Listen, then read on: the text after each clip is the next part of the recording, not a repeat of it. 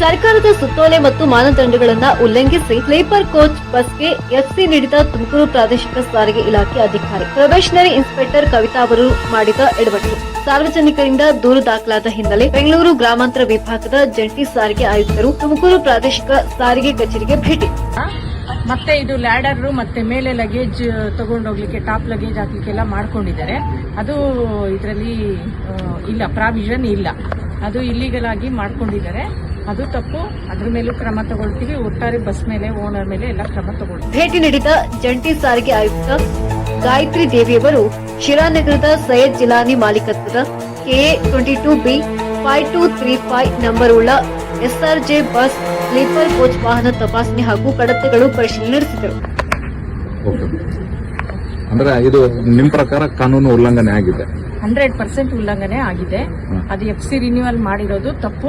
ಆ ಮಾಡಿರೋರ ಮೇಲೆ ನಾವು ಶಿಸ್ತು ಕ್ರಮ, ಅವರ ಮೇಲೆ ಕಾನೂನು ಕ್ರಮ ಜರುಗಿಸ್ತೀವಿ. ಪರಿಶೀಲನೆ ನಡೆಸಿದ ಜಂಟಿ ಸಾರಿಗೆ ಆಯುಕ್ತರು ಸಾರಿಗೆ ನಿಯಮಗಳು ಹಾಗೂ ಕಾನೂನು ಉಲ್ಲಂಘನೆ ಆಗಿರುವುದು ಖಚಿತ. ನಾವು ಯಾವುದೇ ಆಮಿಷಕ್ಕೆ ಒಳಗಾಗದೆ ವಾಹನ ಮಾಲೀಕರು ಹಾಗೂ ಕರ್ತವ್ಯ ಲೋಪ ಅಧಿಕಾರ ದುರುಪಯೋಗ ಪಡಿಸಿಕೊಂಡ ಮೋಟಾರು ವಾಹನ ನಿರೀಕ್ಷಕಿ ಕವಿತಾ ವಿರುದ್ಧ ಕಾನೂನು ಕ್ರಮ ತೆಗೆದುಕೊಳ್ಳುವುದಾಗಿ ಮಾಧ್ಯಮದವರಿಗೆ ಜಂಟಿ ಸಾರಿಗೆ ಆಯುಕ್ತರು ಹೇಳಿಕೆ. KA 22B 5235 ಇದು ಬೆಳಗಾಮಲ್ಲಿ ರಿಜಿಸ್ಟರ್ ಆಗಿರುವಂತ ವಾಹನ. ಇದು 22 ಜುಲೈ 2011ರಲ್ಲಿ ರಿಜಿಸ್ಟರ್ ಆಗಿದೆ, ಇಲ್ಲಿ ಬೆಳಗಾಂ ಕಚೇರಿನಲ್ಲಿ.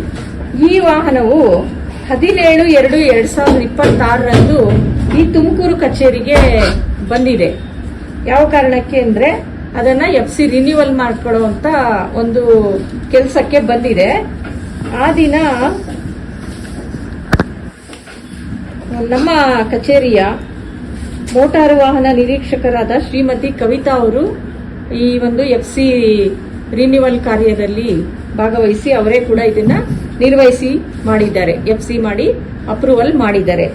ಅದರಲ್ಲಿ ಈ ಓನರ್ ಬಂದು ಸೈಯದ್ ಜಿಲಾನಿ, ಇವ್ರದ್ದು ಶಿರಾ ಟೌನ್, ಶಾಲಿನಿ ನಗರ್ ಶಿರಾ ಟೌನ್. ಅಂದ್ರೆ ಇದು ತುಮಕೂರು ಜಿಲ್ಲೆಗೆ ಸಂಬಂಧಪಟ್ಟಿದೆ, ಈ ವ್ಯಾಪ್ತಿಯಲ್ಲಿ ಇದೆ.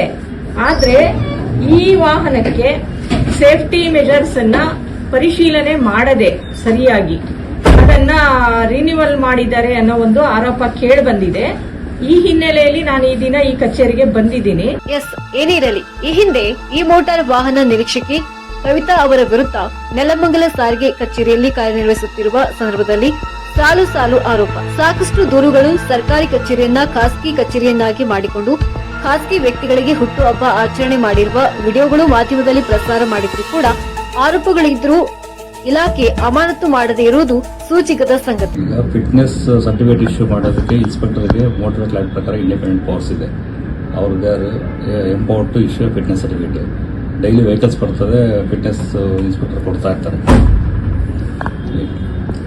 ಬಸ್ ಡೈಲಿ ಬರ್ತಾ ಆಗ್ತಿರ್ತದೆ, ಕೆಲವರು ಲೇಟ್ ಮಾಡ್ತಾರೆ, ಕೆಲವು FC ಅಂತ ಆಸ್ಪತ್ರೆ ಇದು ಮಾಡ್ತಾರೆ. ಈಗ ಈ ಸೇಫ್ಟಿ ನಾಮ್ಸ್ ಏನಿದೆ, ಮೊನ್ನೆ ಫೈರ್ ಆಕ್ಸಿಡೆಂಟ್ ಆಗಿದೆ ಅಲ್ವಾ, ಆದ್ಮೇಲೆ ನಮ್ಮ ಮಿನಿಸ್ಟ್ರು ಮತ್ತೆ ಕಮಿಷನರು ಎಲ್ಲ ಒಂದು ಸರ್ಕ್ಯುಲರ್ ಹೊಡಿಸಿದ್ದಾರೆ. ಸರ್ಕ್ಯುಲರ್ನೇ ಕೊಟ್ಟಿಲ್ಲ, ಡೈರೆಕ್ಷನ್ಸ್ ಕೊಟ್ಟಿದ್ದಾರೆ. ಎಲ್ಲ ನಾಮ್ಸ್ ಪ್ರಕಾರ ಇಲ್ಲಾಂದ್ರೆ ಎಲ್ಲ ನಾಮ್ಸ್ ಪ್ರಕಾರ ಮಾಡ್ಕೊಳ್ಳಿ ಅಂತ ಅವ್ರು 30 days ಟೈಮ್ ಕೊಟ್ಟಿದ್ದಾರೆ. ಈ ಮಂತ್ ಲಾಸ್ಟ್ ಮಂತ್ 28th ವರೆಗೂ ಟೈಮ್ ಇತ್ತು. ಆ ಟೈಮಲ್ಲಿ ಏನೋ ಬಂದಿದ್ರೆ ಮಾಡಿದ್ದಾರೆ, ಎಲ್ಲ ಅಪ್ಡೇಟ್ ಕೊಟ್ಟು ಮಾಡಿದ್ದಾರೆ.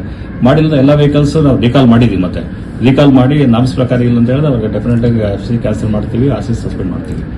ಇನ್ನು ಟೈಮಲ್ಲೇ ಫೆಬ್ರವರಿ ಆಗಿದೆ, ಟೈಮ್ ಇದ್ದಾಗ ಆಗಿದೆ, ಅದನ್ನ ರಿಕಾಲ್ ಮಾಡ್ತೀವಿ. ಆಸ್ ಪರ್ ನಾಮ್ಸ್ ನಾವು ಏನ್ ಡೈರೆಕ್ಷನ್ಸ್ ಕೊಟ್ಟಿವಿ ಆ ಪ್ರಕಾರ ಇನ್ಸ್ಪೆಕ್ಷನ್ ಮಾಡಿಲ್ಲ ಅಂದ್ರೆ ಬಸ್ನು RCನೂ ಫಿಟ್ನೆಸ್ ಕ್ಯಾನ್ಸಲ್ ಮಾಡ್ತೀವಿ. ಅವ್ರಿಗೆ ಓನರ್ ಒಂದು ಆಪರ್ಚುನಿಟಿ ಕೊಟ್ಟು ಈ ತರ ಮಾಡ್ಕೊಂಡ್ ಬನ್ನಿ ಅಂತ ಅವ್ರಿಗೂ ನೋಟಿಸ್ ಕೊಡ್ತೀವಿ. ಎಲ್ಲರಿಗೂ ಆಪರ್ಚುನಿಟಿ ಕೊಡಬೇಕು, ಕೊಟ್ಬಿಟ್ಟು ಅಧಿಕಾರಿಗಳು ಮಾಡಿದ್ರು ಅದ್ರ ಬಗ್ಗೆ ತಾವೇನು ಅಲ್ಲ, ಅಧಿಕಾರಿ ಬಗ್ಗೆ ನಮ್ಮ ರಿಪೋರ್ಟ್ ಮಾಡ್ತೀವಿ. ಅವ್ರೇನ್ ಆಕ್ಷನ್ ತಗೊಂತಾರೆ, ಡಿಸಿಪ್ಲಿನ್ ಅಥಾರಿಟಿ ಕಮಿಷನರ್ ಬರ್ತಾರೆ, ಅವ್ರು ತಗೊಳ್ಬೋದು ಆಕ್ಷನ್.